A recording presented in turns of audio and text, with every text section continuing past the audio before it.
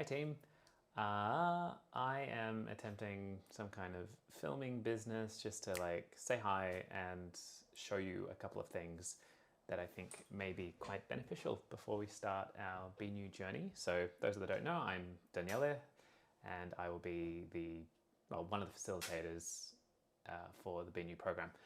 And my area of interest is in composition, music, but I also have a very huge interest in well-being and psychology and process, how we approach something and how we relate to that thing. And I find that a lot of the times when we're at a roadblock or things are not flowing, that's what I'm particularly interested in, how we respond to that, what tools do we have, and kind of just interested, I'm digressing a little bit, I wanted to get straight to the point, but here we are. I'm particularly interested in what's the brain doing in all of this, or what's the mind doing that kind of stops us from kind of moving forward.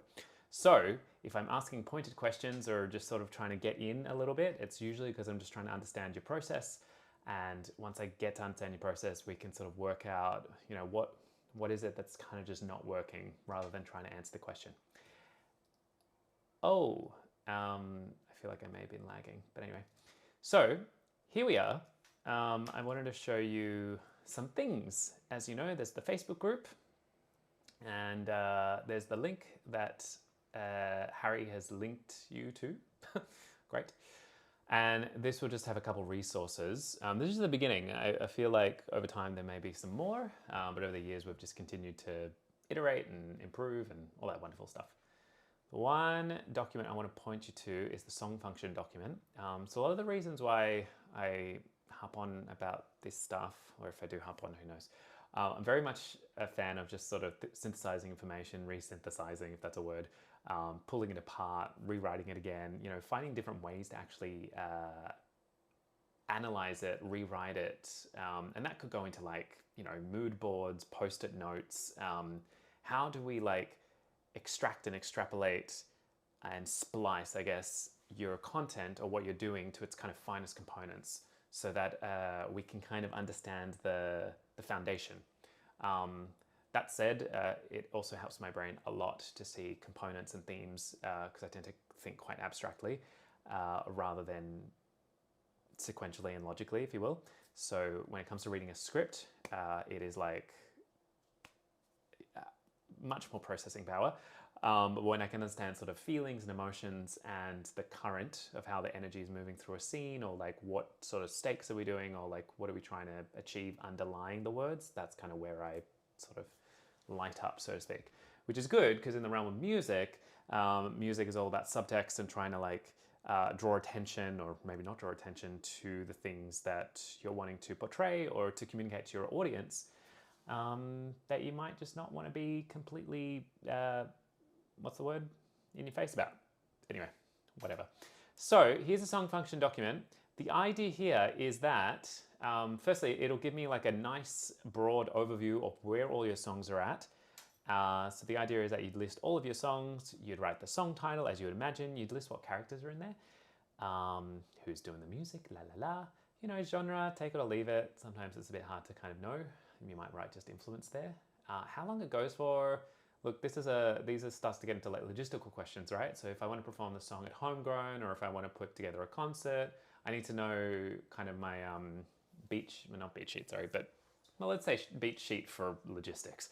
But I need to know how long things go for so that I can actually prepare and plan. And when I'm working with producers and people who want to know about time and duration, all that wonderful stuff, I've got I'm ready, I'm prepared. And preparation for me is numero uno. Starting state, end state is kind of what's cued the song? Where are we? Why does the song exist? You don't necessarily have to answer that in starting state, but we need to know what is the premise. What's the spurring of the song? What's initiated it? What's instigated it? And where do we end? And of course, within that, you could, I've written other notable states. There can be several states within a song, of course. But, it's quite common for something to have changed, someone to have learnt something. Maybe it's a time-moving piece, or maybe, what do we learn about the character? What does the character learn about themselves? Are we in a different, as I said before, time period? Or is it one of those sort of like insular songs where we are ending sort of in the same place, but we've learned something about the character, or the character hasn't actually moved forward in sort of the traditional sense, and that creates a sense of we've connected with the character in that way. Blah blah blah blah blah blah blah. Audience learnings. What has the audience learned? So important, so very important.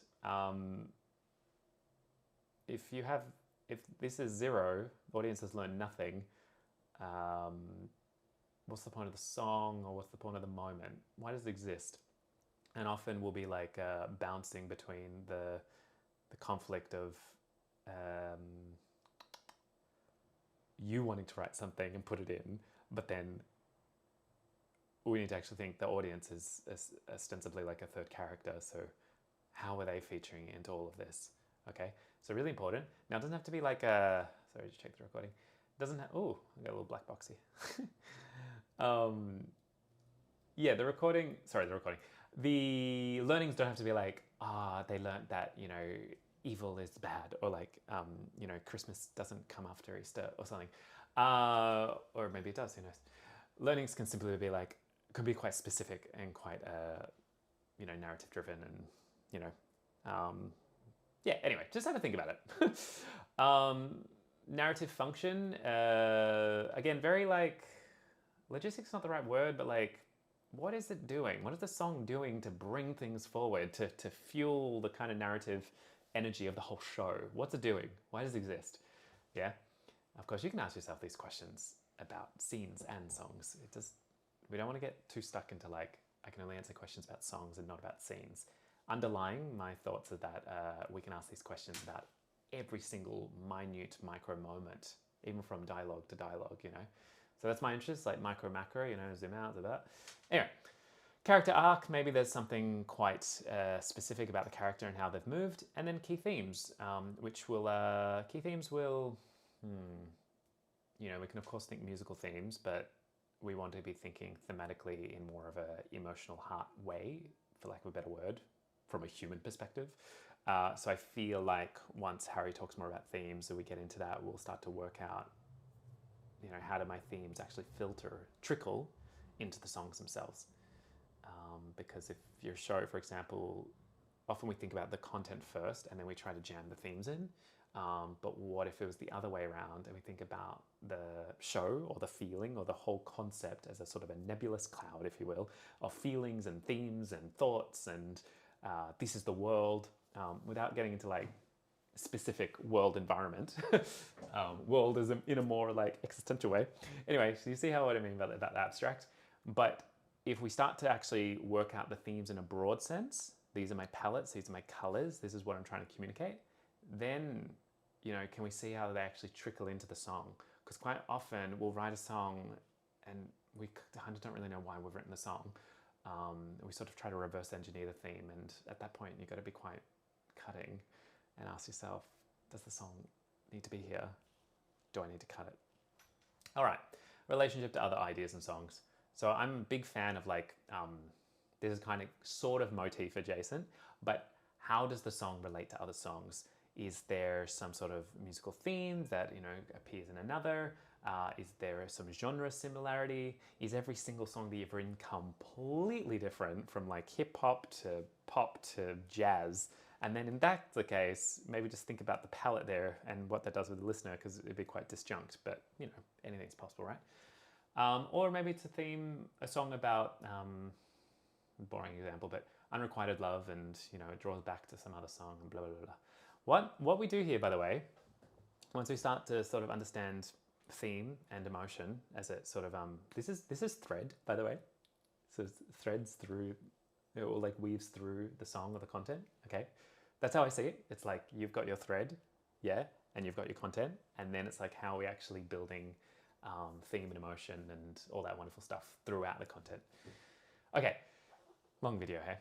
So how are we getting those threads and actually going, oh, it's going to be in this song, and then it's going to appear in this song, and this little musical motif is going to appear in that song, and that underscoring will actually incorporate this idea, and then we start to build relationship. It is quite fine if this doesn't happen in the beginning. I often find it's quite helpful to retrofit, that's the right word, retrofit relationship. There you go. Retrofit relationship. Anyway, that's the song document, and you'll see that there are tabs for each of your songs. I would encourage you to fill this out. And if you are unsure, for example, like maybe you don't know what the song number is, you just have an idea, just pop it in. Don't worry about the song number.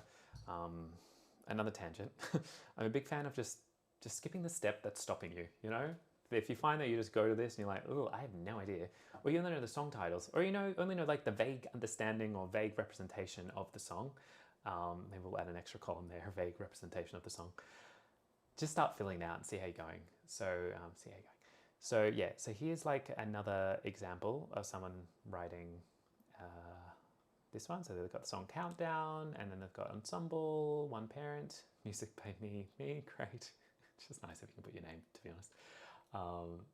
These are functional things. If you put your name there, you send it to someone, you're all ready, you're good to go. You've added the credits. No one has to sort of second guess.